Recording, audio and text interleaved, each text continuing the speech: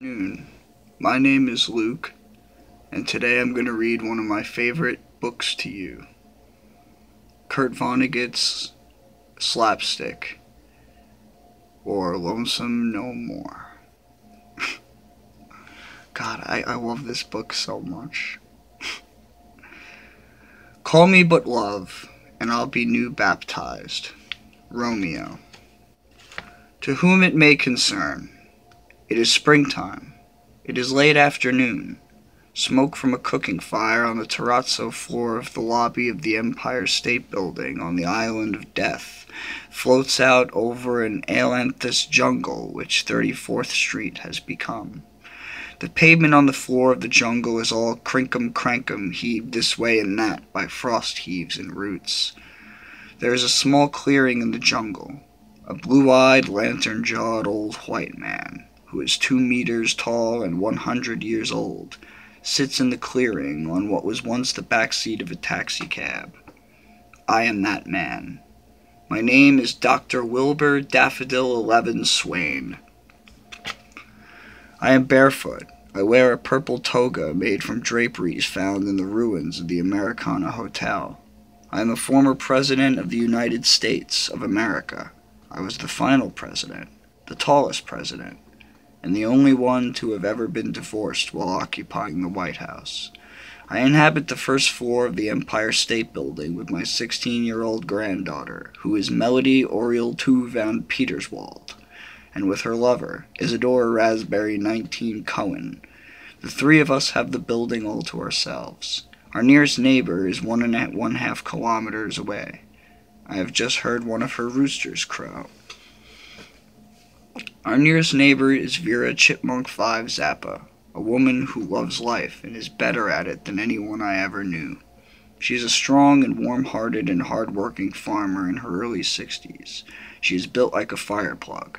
She has slaves whom she treats very well, and she and the slaves raise cattle and pigs and chickens and goats and corn and wheat and vegetables and fruits and grapes along the shores of the East River. They have built a windmill for grinding grain, and a still for making brandy, and a smokehouse, and on and on. Vera, I told her the other day, if you would only write us a new Declaration of Independence, you would be the Thomas Jefferson of modern times. I write this book on the stationery of the Continental Driving School, 3 boxes of which Melody and Isadora found in a closet on the 64th floor of our home. They also found a gross of ballpoint pens. Visitors from the mainland are rare, the bridges are down, the tunnels are crushed, and boats will not come near us for fear of the plague peculiar to this island, which is called the Green Death. And it is that plague which has earned Manhattan the sobriquet, the Island of Death. Hi-ho. It is a thing I often say these days, hi-ho. It is a kind of senile hiccup. I have lived too long. Hi-ho.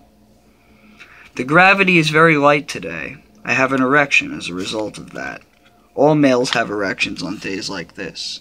They are automatic consequences of near weightlessness. They have little to do with eroticism in most cases, and nothing to do with it in the life of a man my age.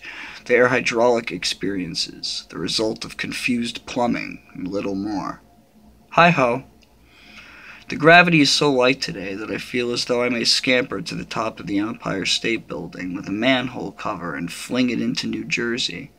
That would surely be an improvement over George Washington sailing a silver dollar across the Rappahannock. And yet some people insist there is no such thing as progress. I am sometimes called the King of Candlesticks, because I own more than 1,000 candlesticks, but I am fonder of my middle name, which is Daffodil 11, and I have written this poem about it, and about life itself, of course. I was those seeds, I am this meat. This meat hates pain, this meat must eat. This meat must sleep, this meat must dream. This meat must laugh, this meat must scream. But when as meat it's had its fill, please plant it as a daffodil. And who will read this? God knows. Not Melody and Isadore, surely. Like all other young people on the island, they can neither read nor write. They have no curiosity about the human past, nor about what life may have been like on the mainland. As far as they are concerned, the most glorious accomplishment of the people who inhabited this land so teemingly was to die, so we could have it all to ourselves. I asked them the other evening to name the 3 most important human beings in history. They protested that the question made no sense to them. I insisted that they put their heads together anyway and give me some sort of answer, which they did. They were very sulky about the exercise. It was painful to them. They finally came up with an answer. Melody does most of the talking for them, and this is what she said in all seriousness. You, and Jesus Christ, and Santa Claus. Hi-ho. When I do not ask them questions, they are happy as clams. They hope to become slaves of Vera Chipmunk 5 Zappo someday. That is okay with me. 2. And I really will try to stop writing hi-ho all the time. Hi-ho. I was born right here in New York City. I was not then a daffodil. I was christened Wilbur Rockefeller Swain. I was not alone, moreover. I had a dizygotic twin, a female. She was named Eliza Mellon Swain. We were christened in a hospital rather than in a church, and we were not surrounded by relatives and our parents' friends. The thing was, Eliza and I were so ugly that our parents were ashamed. We were monsters, and we were not expected to live very long.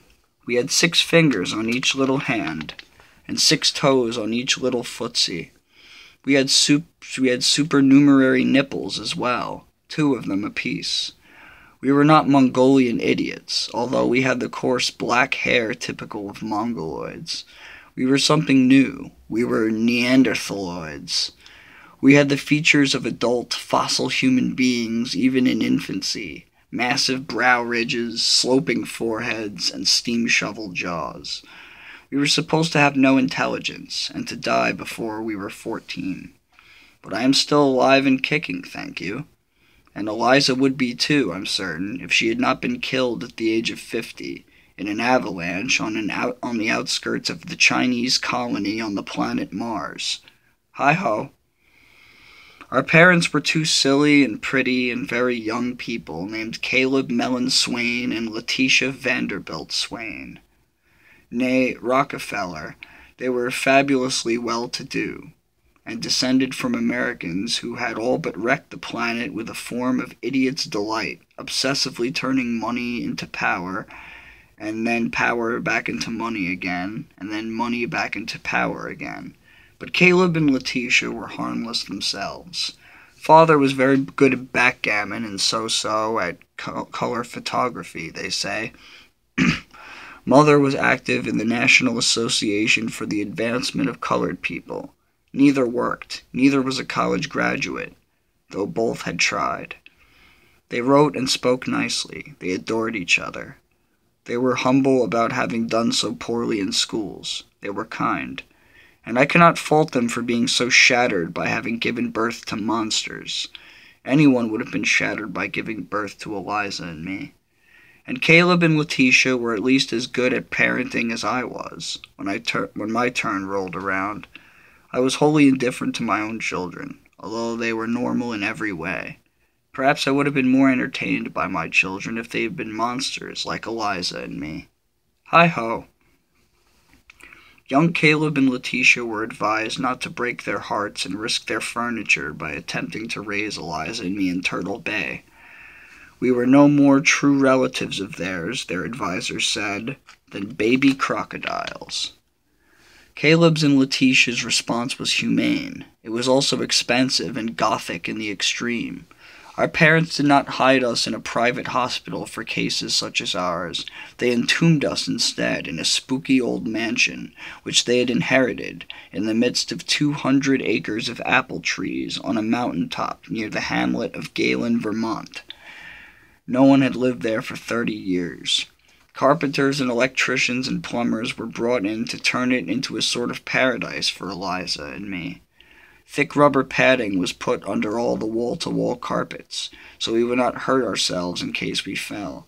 Our dining room was lined with tile, and there were drains in the floor, so we and the room could be hosed off after every meal.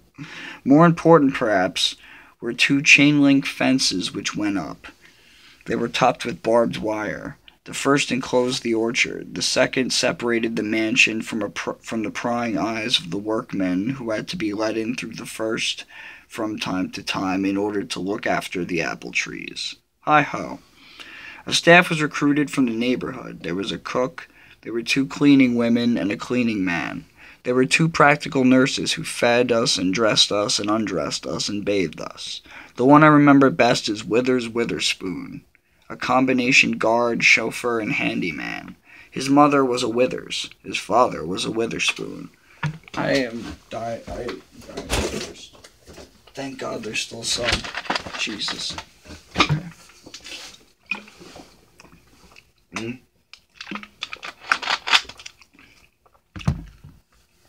Yes, and these were simple country people who, with the exception of Withers Witherspoon, who had been a soldier, had never been outside Vermont, and they had rarely ventured more than 10 miles from Galen, for that matter. And they were necessarily all related to one another, as inbred as Eskimos. They were, of course, distantly related to Eliza and me, too, since our Vermont ancestors had once been content to dog paddle endlessly, so to speak, in the same tiny genetic pool. But in the American scheme of things at that time, they were related to our family as carp were related to eagles, say, for our family had evolved into world travelers and multimillionaires. Hi-ho. Yes, and it was easy for our parents to buy the fealty of these living fossils from the family past. They were given modest salaries which seemed enormous to them, since the money-making lobes of their brains were so primitive. They were given pleasant apartments in the mansion and color television sets. They were encouraged to eat like emperors, charging whatever they liked to our parents. They had very little work to do. Better still, they did not have to think much for themselves. They were placed under the command of a young general practitioner who lived in the hamlet, Dr. Stuart Rawlings Mott, who would look in on us every day.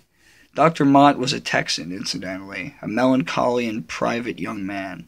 To this day I do not know what induced him to move so far away from his people and his birthplace, to practice medicine in an Eskimo settlement in Vermont.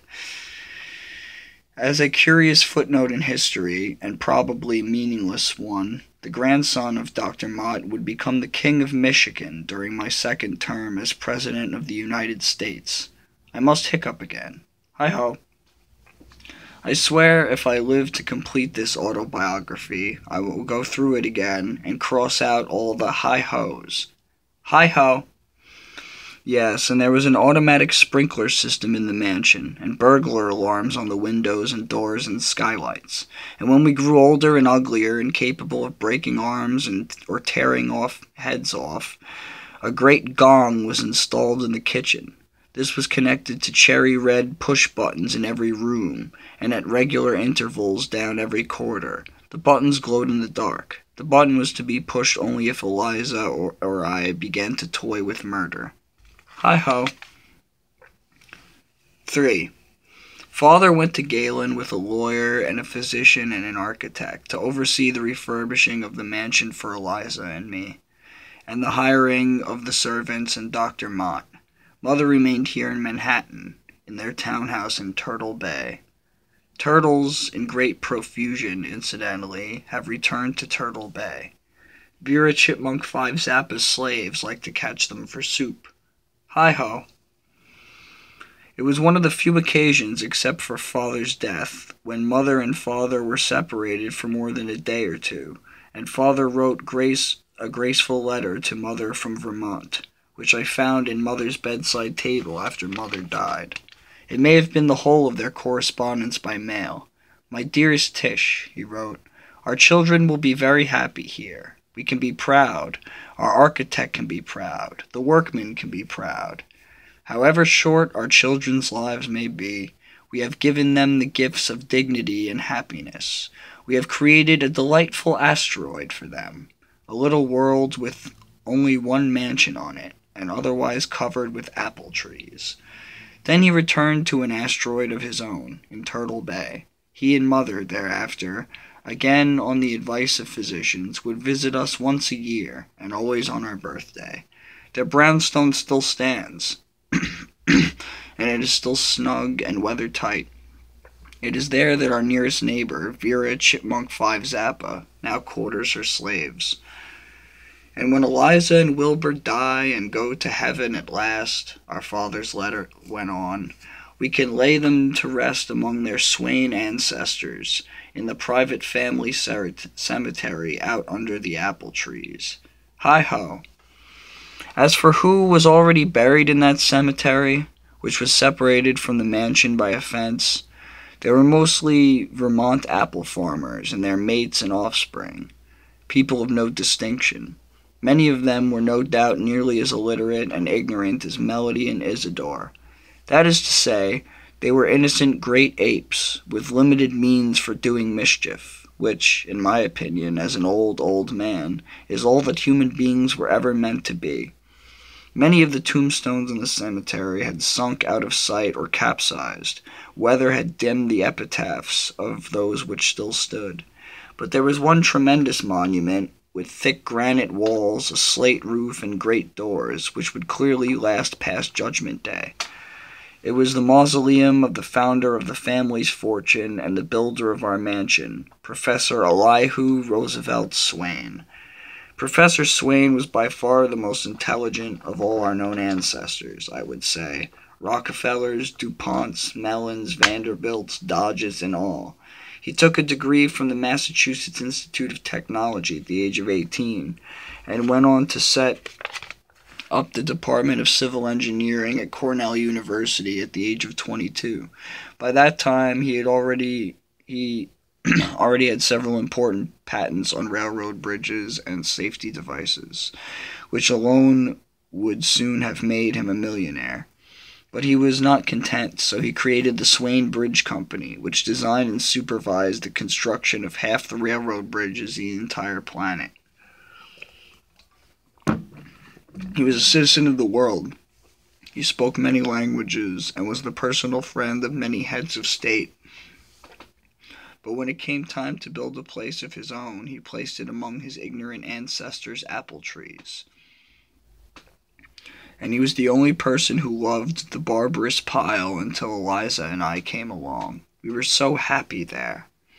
And Eliza and I shared a secret with Professor Swain, even though he had been dead for half a century. The servants did not know it, our parents did not know it, and the workmen who refurbished the place never suspected it, apparently, although they must have punched pipes and wires and heating ducts through all sorts of puzzling spaces. This was the secret. There was a mansion concealed within the mansion. It could be entered through trapdoors and sliding panels. It consisted of secret staircases and listening posts with peepholes and secret passageways. There were tunnels, too. It was actually possible for Eliza and me for example, to vanish into a huge grandfather clock in the ballroom at the top of the northernmost tower, and to emerge almost a kilometer away through a trapdoor in the floor of the mausoleum of Professor Elihu Roosevelt Swain. We shared another secret with the professor, too, which we learned from going through some of his papers in the mansion. His middle name hadn't actually been Roosevelt. He had given himself that middle name in order to seem more aristocratic when he enrolled as a student at MIT. His name on his baptismal certificate was Elihu Witherspoon Swain. It was from his example, I suppose, that Eliza and I got the idea eventually of giving simply everybody new middle names. 4. When Professor Swain died, he was so fat that I do not see how he could have fitted into any of his secret passageways. They were very narrow. Eliza and I were able to fit into them, however, even when we were 2 meters tall, because the ceilings were so high. Yes, and Professor Swain died of his fatness in the mansion, at a dinner he gave in honor of Samuel Langhorne Clemens and Thomas Alva Edison. Those were the days. Eliza and I found the menu. It began with turtle soup. Our servants would tell each other now and then that the mansion was haunted. They heard sneezing and crackling in the walls, and creaking of stairways where there were no stairways, and openings and shuttings of doors where there were no doors. Hi-ho. It would be exciting for me to cry out, as a crazed old centenarian in the ruins of Manhattan, that Eliza and I were subjected to acts of unspeakable cruelty in that spooky old house. But we may have in fact been the two happiest children that history has so far known. That ecstasy would not end until our 15th year. Think of that. Yes, and when I became a pediatrician practicing rural medicine in the mansion where I was raised, I often told myself about this childish patient, or that one, remembering my own childhood, this person has just arrived on this planet, knows nothing about it, has no standards by which to judge it. This person does not care what it becomes. It is eager to become absolutely anything it is supposed to be. That surely describes the state of mind of Eliza and me when we were very young. And all the information we received about the planet we were on indicated that idiots were lovely things to be. So we cultivated idiocy. We refused to speak coherently in public. Buh and duh, we said. We drooled and rolled our eyes. We farted and laughed. We ate library paste. Hi-ho. Consider, we are at the center of the lives of those who cared for us. They could be heroically Christian in their own eyes, if Eliza and I remained helpless and vile. If we became openly wise and self-reliant, they would become our drab and inferior assistants. If we became capable of going out into the world, they might lose their apartments, their color televisions, their illusions of being sorts of doctors and nurses, and their high-paying jobs. So from the very first, and without quite knowing what they were doing, I am sure, they begged us 1,000 times a day to go on being helpless and vile. There was only one small advancement they wished us to make up the ladder of human achievements. They hoped with all their hearts that we'd become toilet-trained. Again, we were glad to comply. But we could secretly read and write English by the time we were 4. We could read and write French, German, Italian, Latin, and ancient Greek by the time we were 7, and do calculus, too. There were thousands of books in the mansion. By the time we were 10, we had read them all by candlelight, at nap time or after bedtime, in secret passageways, or often in the mausoleum of Elihu Roosevelt Swain. But we continued to drool and babble and so on, whenever grown-ups were around. It was fun. We did not itch to display our intelligence in public. We did not think of intelligence as being useful or attractive in any way. We thought of it as being simply one more example of our freakishness, like our extra nipples and fingers and toes. And we may have been right at that, you know. Hi-ho. And 5. And meanwhile the strange Dr. Stuart Rawlings Mott weighed us and measured us, and peered into our orifices and took samples of our urine, day after day after day. How is everybody today? How is everybody today? He would say. We would tell him blah and duh, and so on. We called him Fluckabot.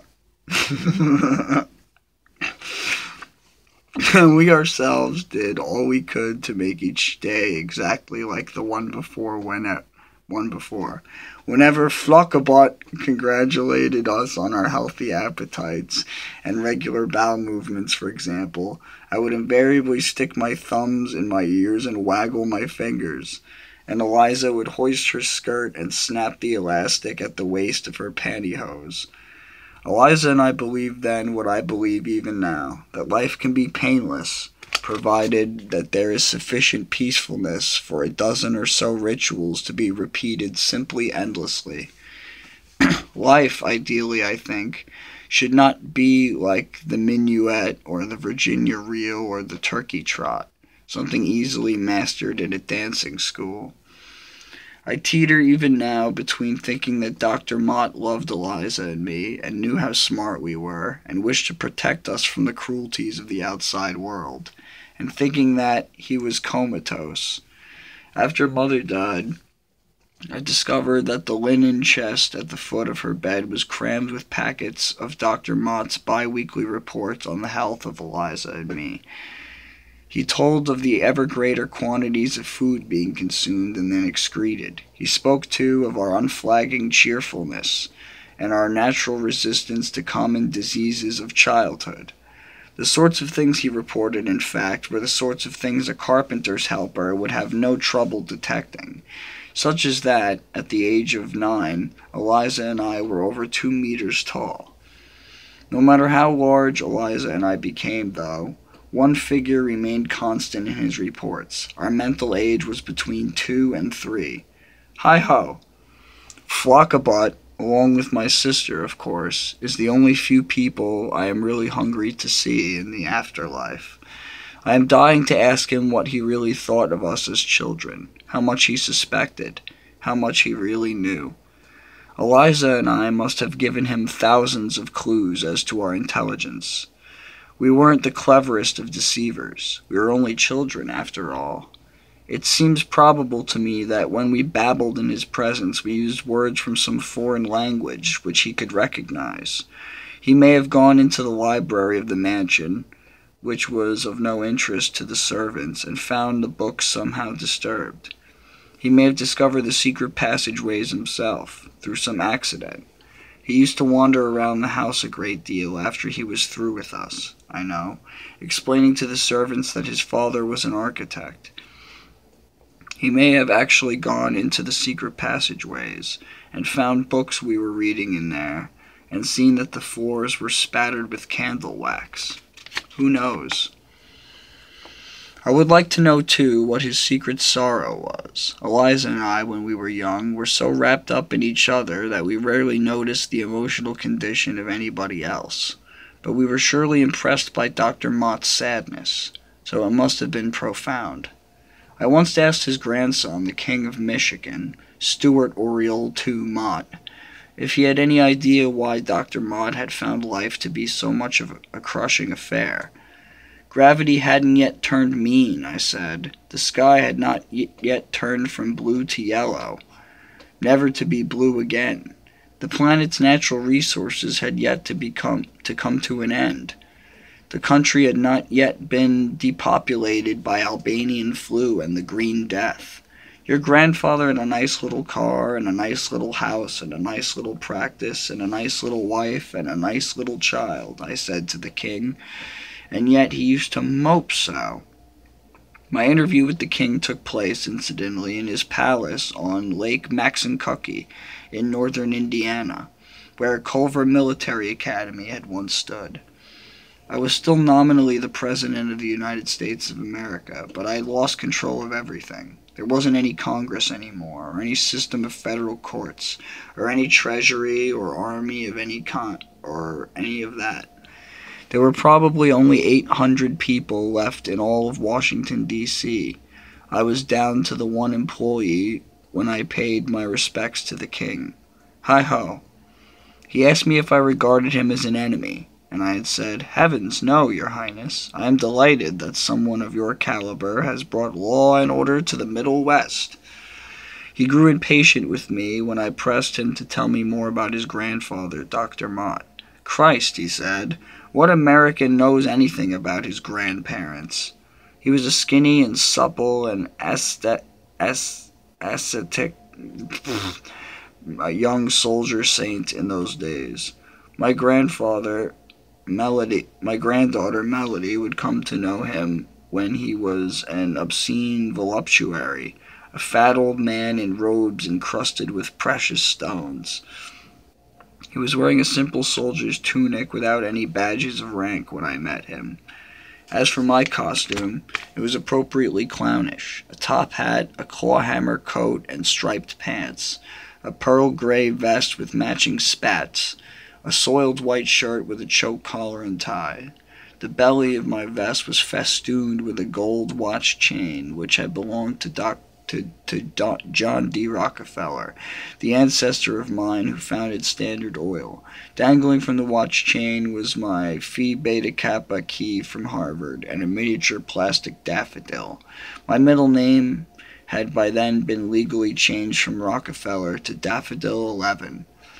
There were no murders or embezzlements or suicides or drinking problems or drug problems in Dr. Mott's branch of the family, the king went on, as far as I know. He was 30. I was 79. Maybe grandfather was just one of those people who was born unhappy, he said. Did you ever think of that? 6. Perhaps some people really are born unhappy. I surely hope not. Speaking for my sister and myself, we were born with the capacity and the determination to be utterly happy all the time. Perhaps even in this, we were freaks. Hi-ho. What is happiness? In Eliza's and my case, happiness was being perpetually in each other's company, having plenty of servants and good food, living in a peaceful, book-filled mansion on an asteroid covered with apple trees, and growing up as specialized halves of a single brain. Although we pawed and embraced each other a great deal, our intentions were purely intellectual. True, Eliza matured sexually at the age of 7. I, however, would not enter puberty until my last year at Harvard Medical School, at the age of 23. Eliza and I used bodily contact only in order to increase the intimacy of our brains. Thus did we give birth to a single genius, which died as quickly as we were parted, which was reborn the moment we got together again. We became almost cripplingly specialized as halves of that genius, which was the most important individual in our lives, but which we never named, which we learned when we learned and read and write, for example. It was I who actually did the reading and writing. Eliza remained illiterate until the day she died. It was Eliza who did the great intuitive leaping for us both. It was Eliza who guessed it would be in our best interest to remain speechless, but to become toilet-trained. It was Eliza who guessed what books were, and what the little marks on the pages might mean. It was Eliza who sensed that there was something cockeyed about the dimensions of some of the mansion's rooms and corridors, and it was I who did the methodical work of taking actual measurements and then probing the paneling and parquetry with screwdrivers and kitchen knives, seeking doors to an alternate universe, which we found. Hi-ho! Yes, I did all the reading. And it seemed to me now that there is not a single book published in an Indo-European language before the First World War that I have not read aloud. But it was Eliza who did the memorizing, and who told me what we had to learn next. And it was Eliza who could put seemingly unrelated ideas together in order to get new ones. It was Eliza who juxtaposed. Much of our information was hopelessly out of date, of course, since few new books had been brought into the mansion since 1912. Much of it, too, was timeless, and much of it was downright silly, such as the dances we learned to do. If I wished, I could do a very presentable and historically accurate version of the Tarantella, here in the ruins of New York. Were Eliza and I really a genius when we thought as one? I have to say yes, especially in view of the fact that we had no instructors, and I am not boasting when I say so, for I am only half of that fine mind. We criticized Darwin's theory of evolution, I remember, on the grounds that creatures would become terribly vulnerable when attempting to improve themselves, while developing wings or armor plate, say. They would be eaten up by more practical animals before their wonderful new features could be refined. We made at least one prediction that's so deadly accurate that thinking about it even now leaves me thunderstruck. Listen, we began with the mystery of how ancient peoples had erected the pyramids of Egypt and Mexico, and the great heads of Easter Island, and the barbaric arches of Stonehenge without modern power sources and tools. We concluded that there must have been days of light gravity in olden times, when people could play tiddlywinks with huge chunks of stone. We supposed it might have even be abnormal on Earth for gravity to be stable for long periods of time. We predicted that at any moment gravity might become as capricious as winds and heat and cold, as blizzards and rainstorms again. Yes, and Eliza and I composed a precocious critique of the Constitution of the United States of America, too. We argued that it was as good a scheme for misery as any, since its success in keeping the common people reasonably happy and proud depended on the strength of the people themselves, and yet it described no practical machinery which would tend to make the people, as opposed to their elected representatives, strong. We said it was possible that the framers of the Constitution were blind to the beauty of persons who were without great wealth or powerful friends or public office, but who were nonetheless genuinely strong. We thought it was more likely, though, that the framers had not noticed that it was natural, and therefore almost inevitable, that human beings in extraordinary and enduring situations should think of themselves as composing new families. Eliza and I pointed out that this happened no less in democracies than in tyrannies, since human beings were the same the wide world over, and civilized only yesterday. Elected representatives, hence, could be expected to become members of the famous and powerful family of elected representatives, which would perfectly naturally make them wary and squeamish and stingy with respect to all other sorts of families, which again, perfectly naturally, subdivided mankind. Eliza and I, thinking as halves of a single genius, proposed that the Constitution be amended so as to guarantee that every citizen, no matter how humble or crazy or incompetent or deformed, somehow be given membership in some family as covertly xenophobic and crafty as the ones their public servants formed. Good for Eliza and me. Hi-ho. We'll pick up on some more later. Thanks.